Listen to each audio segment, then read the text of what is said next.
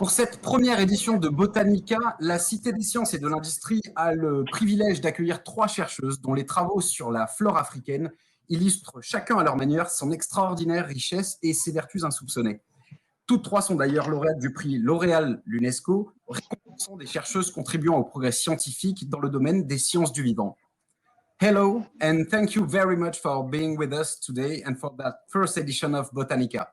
Bonjour et merci beaucoup de nous avoir rejoints aujourd'hui pour la première édition de Botanica. Donc, avant de commencer notre session, je vais vous présenter. Jill est professeure de biologie moléculaire et de biologie cellulaire à l'université de Cape Town en Afrique du Sud.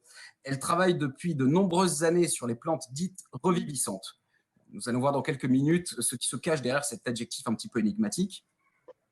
À ses côtés se trouve Celia Matianga, qui est doctorante au laboratoire de pharmacologie clinique de l'Université du Zimbabwe. Ses recherches portent sur les interactions entre la médecine traditionnelle, à base de plantes évidemment, et le traitement de première ligne du VIH. Enfin, Francine Tanque nous fait le plaisir d'être avec nous en direct du Cameroun. Docteur en biochimie de l'Université de Yaoundé, elle s'intéresse aux vertus de la, alors attention, ça va être difficile, Syzygium guinéense, une plante utilisée à l'origine dans la cuisine camerounaise et qui pourrait bien s'avérer très prometteuse dans le traitement des cancers. Alors Francine, puisque nous y sommes, commençons par vous et vos travaux si vous le permettez. Pouvez-vous nous en dire un petit peu plus sur cette fameuse Syzygium guinéense, s'il vous plaît? En fait, Syzygium guinéense est une plante camerounaise dont les fruits sont utilisés pour la confection des mets locaux ici et dont les fruits servent comme épices et qui présente un potentiel à pouvoir servir comme base naturelle pour le développement de nouvelles molécules contre ce qu'on appelle couramment le cancer du sang. Donc, mes travaux portent là-dessus et l'objectif général, ce serait de pouvoir parvenir à formuler un médicament traditionnel amélioré contre cette pathologie-là, la leucémie, qu'on appelle couramment le cancer du sang. D'accord, très bien. Donc, de manière résumée, c'est de ça qu'il est question. C'est parfait. Jusqu'à maintenant, quels résultats vous avez pu obtenir à travers vos recherches? Parlant des résultats que nous avons déjà obtenus, je dois dire que dans la première phase, nous avons essayé de tester cette plante-là sur des cellules de cancer en laboratoire et les premiers résultats obtenus prometteurs nous ont permis de passer à l'étape suivante qui est généralement l'étape des essais précliniques, l'étape qui précède les essais chez l'être humain.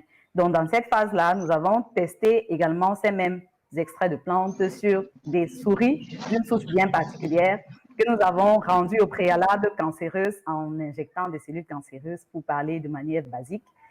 Donc, et on leur a donné à ces souris-là cette plante-là sous forme de traitement. Et une fois de plus, les résultats que nous avons obtenus nous ont montré que ça permettait de réduire significativement l'évolution de la tumeur chez ces rats de laboratoire. Et par la suite, nous avons mené aussi parallèlement des essais toxicologiques, c'est-à-dire des analyses qui permettent de nous rassurer que l'utilisation de cette plante-là serait sans risque sur les organes vitaux de ces rats-là. Et une fois encore, les résultats que nous avons obtenus étaient suffisamment prometteurs. D'accord, très bien. Vous pensez que l'étape supérieure, j'imagine que ce sera le test sur les hommes, pourront intervenir bientôt? À quelle échéance précisément vous pensez pouvoir situer cette étape-là? Non, avant d'arriver chez les êtres humains, je pense que nous avons déjà encore une autre étape à franchir, celle de pouvoir formuler déjà un médicament traditionnel amélioré, de faire les tests pharmacocinétiques et pharmacodynamiques en collaboration avec des pharmaciens et en fonction de la forme galénique qui sera retenue et de déterminer également les caractéristiques pharmacotechniques de cette forme galénique-là que nous aurons retenue. Et c'est à l'issue de cette étape que nous pourrons penser à un essai chez l'être humain. Et pour cela, pour l'instant, nous avons besoin de fonds pour réaliser cette autre étape qui est encore une vaste étape encore à réaliser dans le cadre de ce projet-là. Donc, pour donner une échéance là, tout de suite, pour l'essai chez l'être humain, non, je ne puis encore donner une échéance. C'est un peu prématuré, j'imagine. Je comprends bien. Oui. Francine, merci beaucoup pour ces explications. Je me tourne maintenant vers Célia Matianga. Célia, thank you very much again for giving us some of Célia, your time. merci beaucoup d'avoir pris le temps de parler avec nous. Pourriez-vous nous expliquer quel est l'objet de vos études récentes? Merci de m'avoir invité. Ma recherche se concentre sur la médecine traditionnelle et les interactions de la phytothérapie. Une bonne partie de la population en Afrique a recours à une forme de médecine traditionnelle. Nous prenons ces médicaments par transmission de nos grands-mères, en fait, qui faisaient pousser ces plantes traditionnelles dans leur jardin. Donc, nombre de personnes en Afrique qui utilisent ces recettes traditionnelles ont le VIH-Sida. Certaines de ces personnes consomment ce qu'on appelle la pomme de terre africaine et on la trouve très facilement en Afrique de l'Est. C'est une plante qui a une forme d'étoile et des feuilles vertes, mais ce sont les racines qui sont utilisées dans la médecine traditionnelle pour traiter de nombreuses maladies. Le fait est que donc, les personnes utilisent des médicaments qui proviennent de cette médecine traditionnelle sans qu'il y ait forcément de preuves de leur efficacité. Et nous voulons voir s'il y a des interactions entre la médecine conventionnelle et la médecine traditionnelle, et nous étions intéressés par les interactions avec les médicaments antirétroviraux. Merci. Alors, quels ont été les résultats jusqu'ici? Alors, nous avons obtenu certains résultats. Ils ont montré que cette plante, la pomme de terre africaine, peut être utilisée en toute sécurité par les personnes qui prennent des médicaments antirétroviraux. Nous avons donc fait des tests avant et après consommation de cette pomme de terre africaine qui ont montré que les personnes vivant avec le VIH-Sida qui consomment la pomme de terre africaine sur une période courte peuvent le faire sans problème. En fait, cette plante, vous le savez, est utilisée depuis très longtemps, en particulier pour stimuler le système immunitaire, pour renforcer le système immunitaire. Et en fait, cette plante peut traiter de nombreuses conditions, notamment certaines qui sont liées au VIH-Sida. Très bien.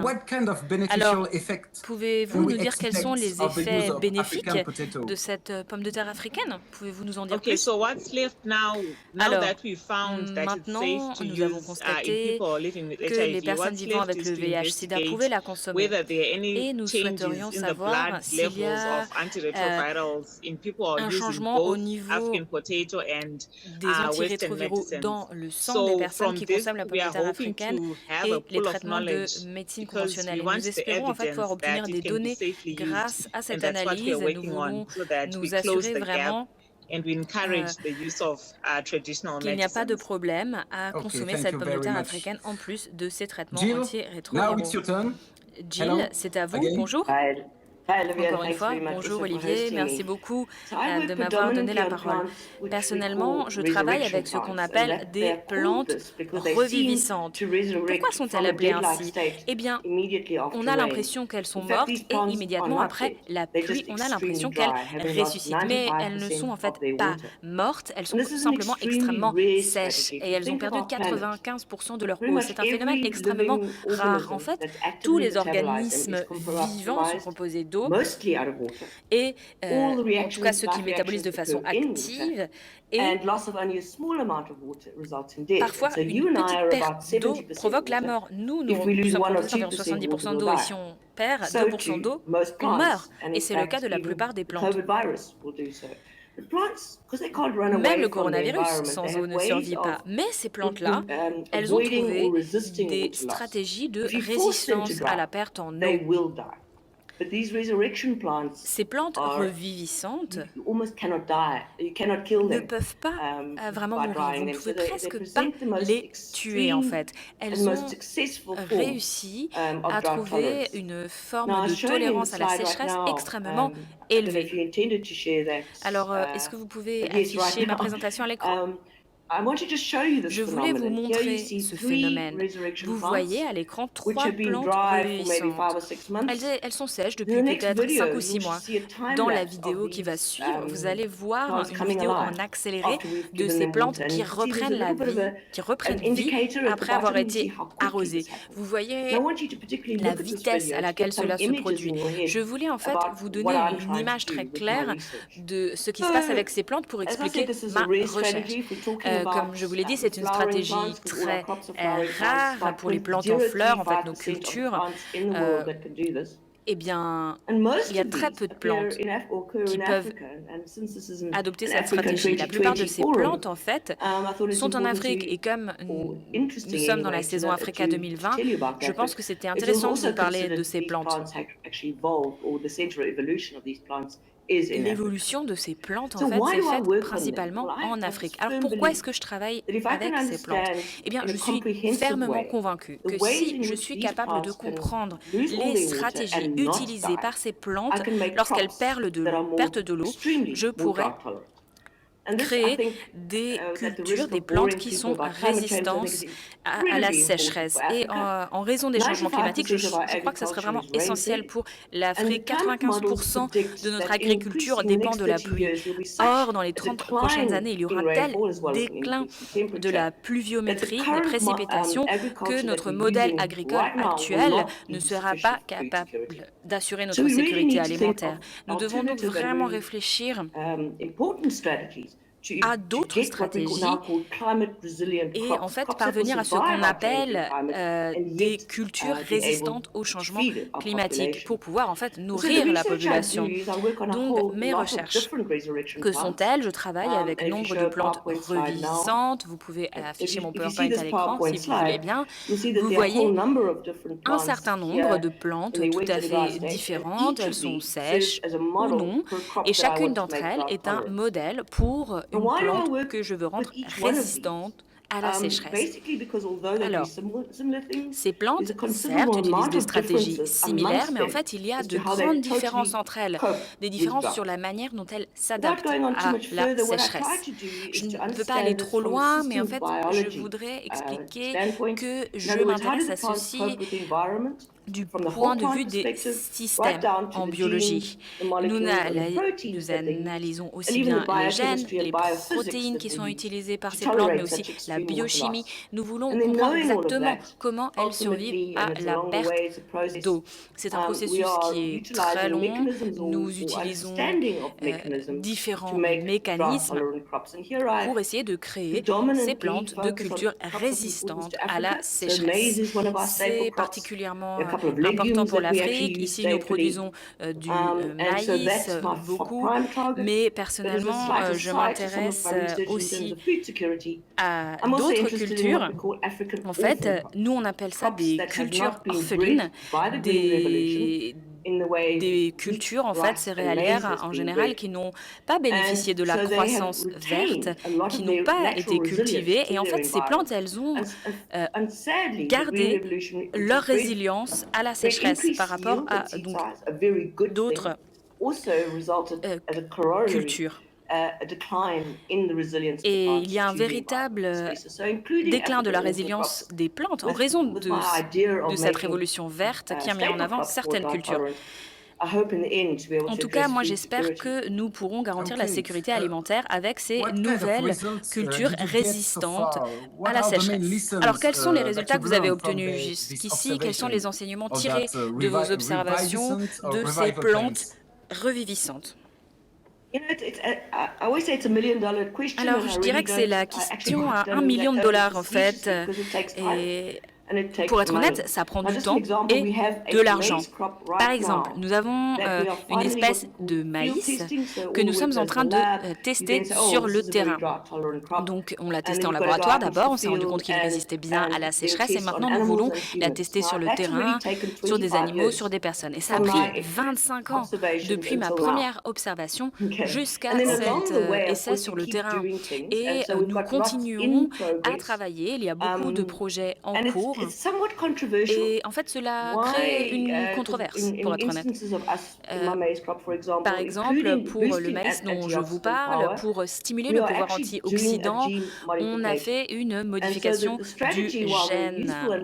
Donc, cette plante doit être testée, n'est-ce pas, pour voir quelles pourraient être les répercussions sur l'environnement, mais en fait, nombre de personnes ne souhaitent pas investir dans ces projets qui pourraient poser des problèmes. Mais moi, je continue. Je crois qu'il y a vraiment différents moyens d'agir et sans essayer, nous n'aurons pas de réponse. Alors, dans l'idéal, quelle pourrait être la prochaine étape pour vous? La prochaine étape, eh bien, ce que nous faisons actuellement, c'est que nous commençons à comprendre qu'il n'y a pas de panacée. Nous travaillons non pas avec un ou deux gènes, mais avec de nombreux gènes qui peuvent être activés ou désactivés.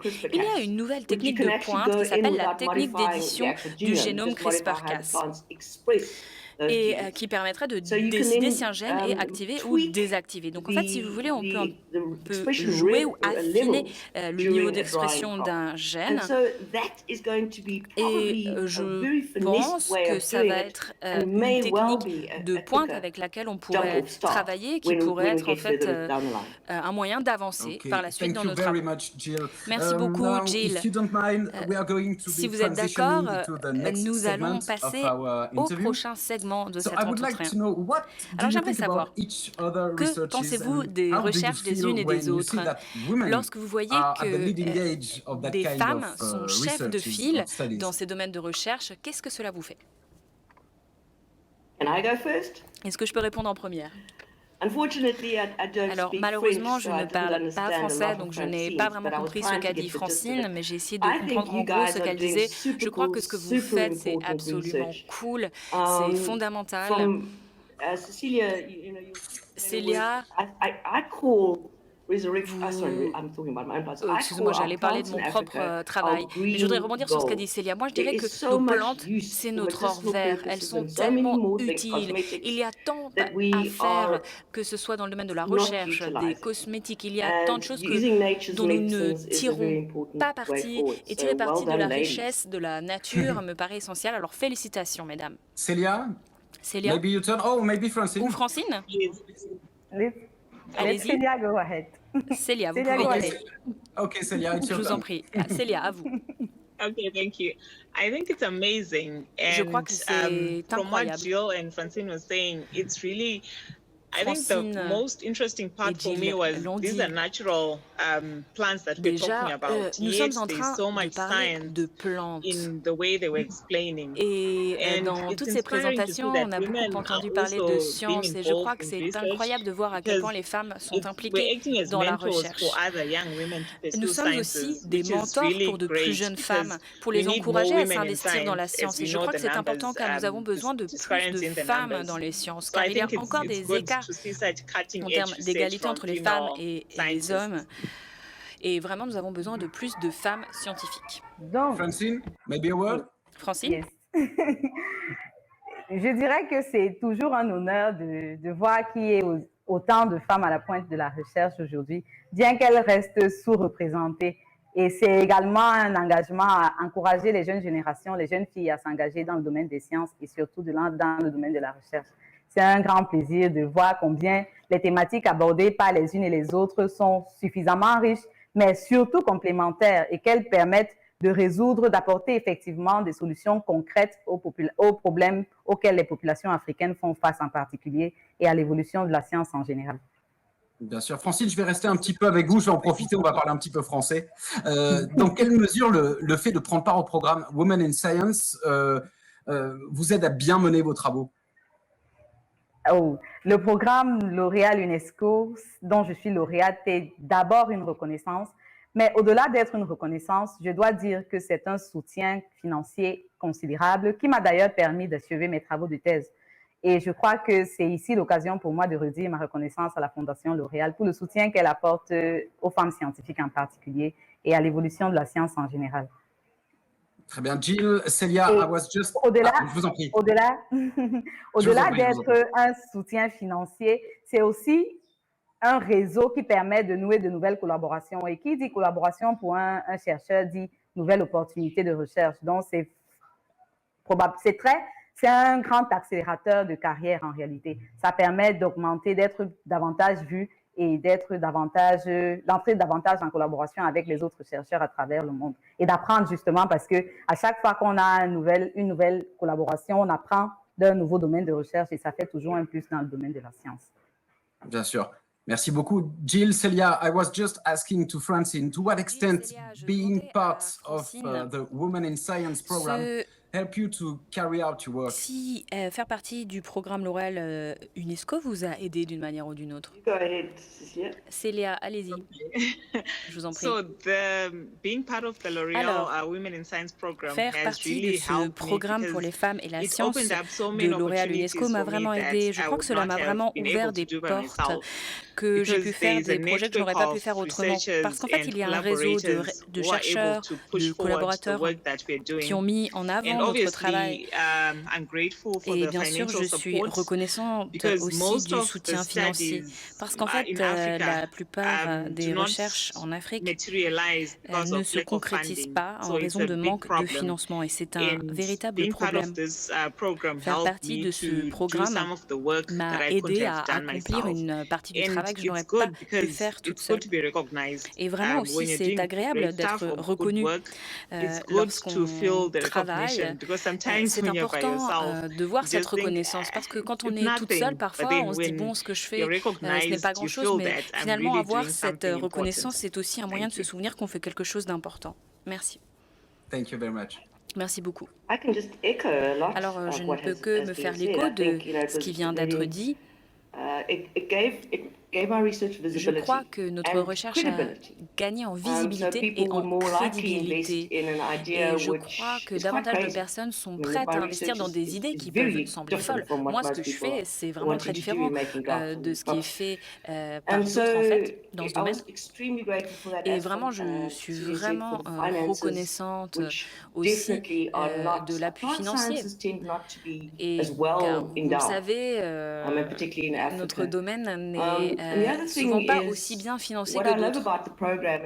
Ce que j'apprécie avec ce programme, c'est qu'il y a des conséquences positives à tous les niveaux. Et vraiment, pour ma part, j'ai envie de continuer à participer à ce processus car il y a tant de bénéfices, en particulier pour les jeunes femmes de tout le continent africain. Okay, thank you.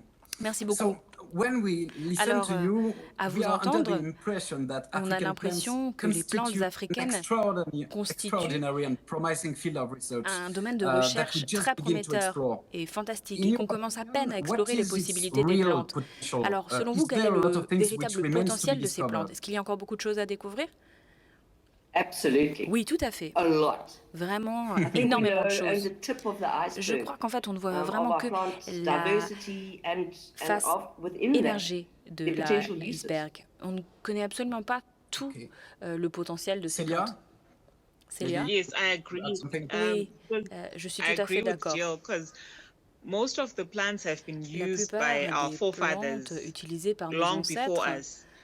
bien avant nous. Even the work that they did is not comprehensive. En fait, So we keep on vous savez, adding même more value to travail de what nos they ancêtres did and n'était what pas they used the exhaustif. plants for. And I think Africa Et being je crois vraiment having a vast natural que resource of these l'Afrique plants makes est it good riche as well. Because there is de so ses much ressources. flora and the climate is La good, flore the est soil is incroyable, good, le so climat, le sol it's endless. sont bons et les possibilités sont sans fin selon moi. Francine, vous voulez peut-être que je répète la question, Francine? vous avez compris? C'est bon. Très bien. Je partage l'avis de Célia et de Jill parce que effectivement, la flore africaine est l'une des plus diversifiées et des plus riches au monde et de ce fait regorge de nombreuses potentialités, que ce soit pour l'industrie pharmaceutique à travers l'approvisionnement en nouveaux principes actifs ou dans le domaine de la cosmétique, pour ne citer que cela. La flore africaine, elle regorge vraiment des potentialités. Et effectivement, il y a tellement d'espèces à explorer que on n'en a même pas encore. Nous sommes au début de cette exploration.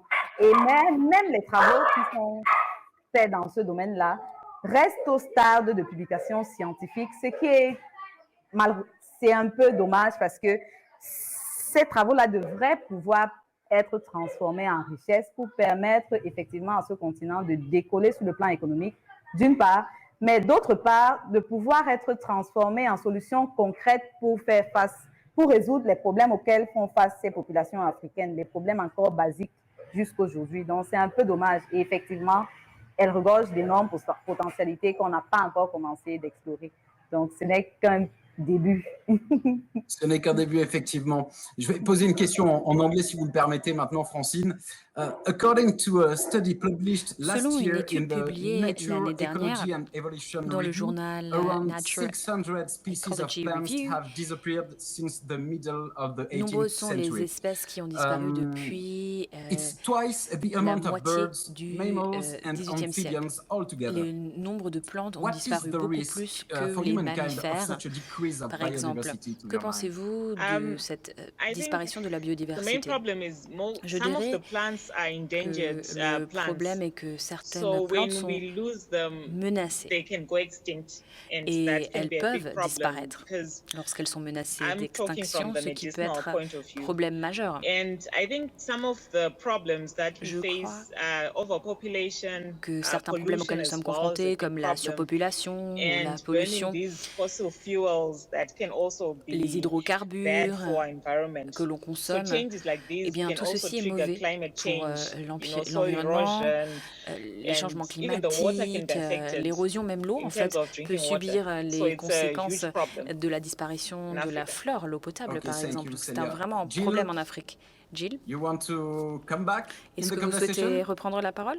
I'm not sure how usable what I was Alors, saying is from the je ne beginning. sais pas si I vous avez just eu tout ce que to j'ai dit. recap and start again. En fait, je voudrais récapituler ce que j'ai It's a dit, huge ou problem reprendre that we plutôt. are losing our plant En fait, biodiversity. la As I said, perte de la there biodiversité are so many est uses un to which problème these majeur. plants could be put, but we don't actually En even know fait, yet. il y a tant and you d'usages can't potentiels always pour les plantes, mais germplasm nous of ne les all of connaissons them. pas Some encore. of Nous ne them you pourrons pas can, stocker toutes but les plantes. losing Certaines, c'est possible, our mais biodiversity pas is toutes. going to be Et incredibly en fait, la harmful. And perte as de Celia la said, there's so diversité many va things that are provoquer nombre de countering that. dommages. Increased Et monocultures and nous things like that are devons causing agir a contre lot of ça, problems car en effet, for par exemple, our l'augmentation des environment, monocultures even though a we des actually need conséquences those monocultures to néfastes survive.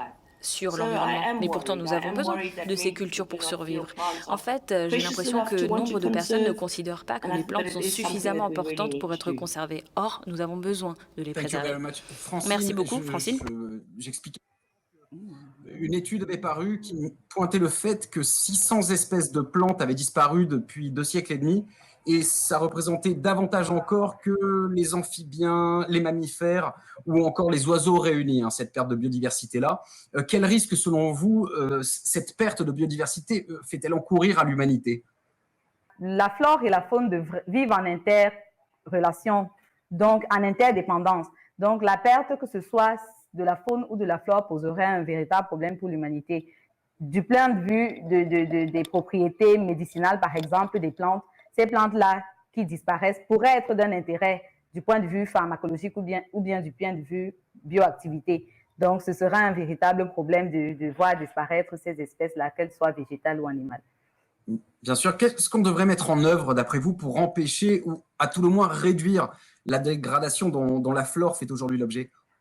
Je crois qu'on devrait pouvoir créer des jardins botaniques déjà pour les espèces qui présentent un intérêt particulier, dont les propriétés seraient déjà connues, et aussi mettre en amont ou en aval des programmes qui permettent de domestiquer ces espèces-là qui présentent un intérêt particulier pour l'avenir. OK. What should be done, according to you, Selon to vous, prevent the que devrions-nous deterioration of faire pour African empêcher plant la world? détérioration des plantes en Afrique? Francine. C'est la question que je viens de poser à Francine. Jill, Celia, Jill ou Celia, which one of you wants to start? qui souhaite prendre la parole? I can start. Je peux commencer si vous voulez. So, I think there's a lot that we can do as Je crois individuals, qu'il y a beaucoup à faire en tant qu'individu, en tant que famille, en tant community, que as communauté, countries, as en tant nations. que pays, nation. So here in Zimbabwe, we Au have Zimbabwe, some, like the first Saturday le of premier each samedi du month, mois, it's a nous cleanup day. organisons un grand ménage, si vous voulez. We usually do, sorry, first Friday. Excusez-moi. le premier vendredi du mois. Donc, nous pourrions faire ça à l'école aussi. Je pense que nous pourrions encourager le fait de planter des arbres. Quand quelqu'un meurt, par ailleurs, on offre une plante à la famille. Et la famille doit s'en occuper, doit faire grandir cette plante dans son foyer. Je crois que nous devons vraiment éduquer les gens, les sensibiliser à l'importance de ces plantes, leur expliquer pourquoi nous avons besoin de les préserver. Je crois que par l'éducation, on peut promouvoir le fait de planter des arbres, la protection de l'environnement, et je pense que ça peut permettre de préserver la flore. Merci.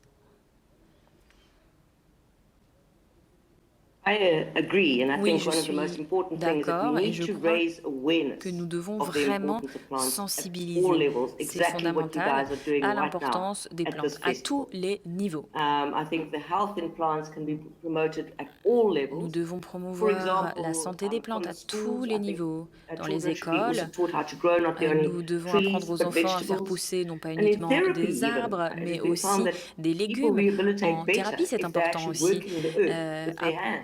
Il semblerait que les personnes arrivent à se réhabiliter plus facilement lorsqu'elles cultivent ou qu'elles font pousser des plantes. Donc je crois qu'on doit apprendre à tout le monde à aimer les plantes, à les faire pousser. Et en fait, si quelqu'un a de l'argent pour financer ces campagnes de sensibilisation, j'ai envie de dire, aidez-nous, financez-les.